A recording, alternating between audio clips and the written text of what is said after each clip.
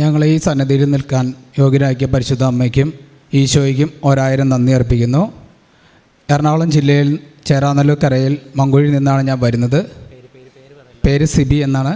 ഇതെൻ്റെ വൈഫാണ് നിബി. നിബിക്കൊരു ട്രീറ്റ്മെൻറ്റിൻ്റെ കാര്യത്തിനായിട്ടാണ്, കിട്ടിയ അനുഗ്രഹത്തിനായിട്ടാണ് ഞങ്ങളിവിടെ നിൽക്കുന്നത്. ആൾ ജോലി ചെയ്തുകൊണ്ടിരിക്കുകയായിരുന്നു ഒരു ഹോസ്പിറ്റലിൽ. കണ്ണിന് ഇരുട്ട് കയറുകയും ചെറിയ മങ്ങൽ വരികയും ചെയ്തു. അതിനെക്കുറിച്ച് ഡോക്ടറെ കാണുകയുണ്ടായി. അതിനുശേഷം ഡോക്ടറെ കണ്ടപ്പോൾ കണ്ണിൻ്റെ ഡോക്ടർ പറഞ്ഞു MRI സ്കാൻ ചെയ്യാൻ പറഞ്ഞു. MRI ചെയ്തപ്പോൾ ബ്രെയിൻ AVM ആണെന്ന് പറഞ്ഞു ഡോക്ടർ. സർജനെ കാണാനായിട്ട് നിർദ്ദേശിച്ചു. സർജനെ കണ്ടപ്പോൾ സർജൻ പറഞ്ഞു DSA ചെയ്താലാണ് നമുക്കിതിൻ്റെ കാര്യങ്ങൾ അറിയാൻ കഴിയുള്ളൂ. അപ്പോൾ DSA ചെയ്ത് കഴിഞ്ഞപ്പോൾ സർജൻ പറഞ്ഞു 4 ഞരമ്പുകൾ തലയിൽ പിണഞ്ഞ് കിടക്കുകയാണ്, കൂട്ടിപ്പിണഞ്ഞ് കിടക്കുകയാണ്. അതിന് 2 ട്രീറ്റ്മെൻറ്റാണുള്ളത്.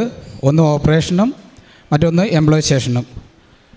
അങ്ങനെ ഞങ്ങൾ നിൽക്കുമ്പോഴാണ്, ഞങ്ങളുടെ അനിയത്തി വഴിയായിട്ട് എന്ത് ചെയ്യണമെന്നറിയാൻ വളരെ നിൽക്കുമ്പോഴാണ് അനിയത്തി പറയുന്നത് നമുക്ക് കൃപാസനത്തിൽ പോകാമെന്ന്.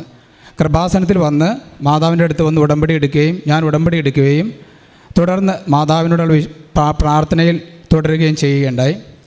അപ്പോൾ കുറച്ച് സുഹൃത്തുക്കൾ പറഞ്ഞു നമുക്ക് വേറെ ഏതെങ്കിലും ഹോസ്പിറ്റലിൽ കൂടി അന്വേഷിക്കാം എന്ന് പറഞ്ഞുകൊണ്ട് ഞങ്ങൾ തിരുവനന്തപുരം ശ്രീ ചിത്രയിൽ പോവുകയുണ്ടായി.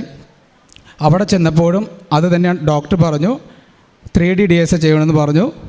അത് ചെയ്തപ്പോഴും ഡോക്ടർ പറഞ്ഞു 2 ഓപ്ഷനാണ് പറഞ്ഞത്, എംബ്ലോയിസേഷനും സർജറിയും. സർജറിയേക്കാളും സേഫ് കുറച്ച് പറഞ്ഞത് എംബ്ലോയിസേഷനാണ്. ഞങ്ങളതറിഞ്ഞ നിമിഷം മുതൽ മാതാവിൻ്റെ തൈലം തലയിൽ പുരട്ടി വിശ്വാസ പ്രമാണം ചൊല്ലി ഞങ്ങൾ പ്രാർത്ഥിക്കുമായിരുന്നു. ദൈവത്തിൻ്റെ കൃപയാൽ 4 ഞരമ്പുകൾ പിണഞ്ഞു കിടക്കുന്നുണ്ടായിരുന്നു. ഫസ്റ്റ് എംബ്ലോയിസേഷൻ ഞങ്ങളുടെ പൂർത്തിയാക്കി. ഞങ്ങൾ ഉടമ്പടി എടുക്കാൻ നേരത്ത് ഞങ്ങളിവിടെ മാതാവിനോട് പ്രാർത്ഥിച്ചിരുന്നത് ഞങ്ങളുടെ ട്രീറ്റ്മെൻറ്റിന് ശേഷവും തുടർന്ന് ഞങ്ങൾക്ക് ഇതിക്ക് മുൻപ് എങ്ങനെയായിരുന്നു ഞങ്ങളുടെ ജീവിതം പോയിക്കൊണ്ടിരുന്നത് അതേപോലെയുള്ള ജീവിതം തരണമെന്നായിരുന്നു പ്രാർത്ഥിച്ചിരുന്നത്. ദൈവത്തിൻ്റെ കൃപയാൽ ഇപ്പോൾ ഞങ്ങൾക്ക് എംബ്ലോയിസേഷൻ കഴിഞ്ഞിരിക്കുന്നു. വലിയ കുഴപ്പമില്ലാതെ ഞങ്ങളുടെ ജീവിതം മുന്നോട്ട് പോകുന്നു. ഇനി അതിന് എന്തെങ്കിലും പ്രശ്നങ്ങളുണ്ടെങ്കിൽ മാത്രം സർജറിയായിട്ട് എന്തെങ്കിലും ട്രീറ്റ് ചെയ്താൽ മതി എന്നാണ് ഡോക്ടർ അവിടെ നിന്ന് നിർദ്ദേശിച്ചിരിക്കുന്നത്.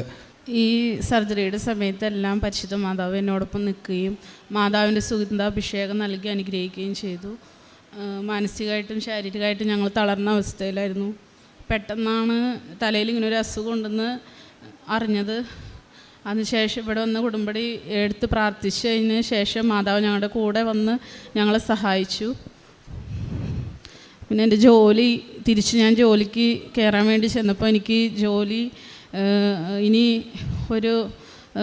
അവിടെ ഒരു അവസരം ഉണ്ടെങ്കിൽ മാത്രമേ തരുള്ളൂ എന്ന് പറഞ്ഞു. അതെനിക്ക് ഒത്തിരി വിഷമമായി. അപ്പോൾ ഞാൻ മാതാവിനോട് പ്രാർത്ഥിക്കുകയും എനിക്ക് ജോലി തിരിച്ച് ലഭിക്കുകയാണെങ്കിൽ മാതാവ് ഞാൻ ഇവിടെ പറഞ്ഞോളാം എന്ന് പറഞ്ഞ് പ്രാർത്ഥിച്ച് എൻ്റെ ജോലിക്ക് വേണ്ടി ഞാൻ മാതാവിനോട് ഒരു ലെറ്റർ എഴുതി മാതാവിൻ്റെ രൂപത്തിൻ്റെ അടിയിൽ വയ്ക്കുകയും ചെയ്തു.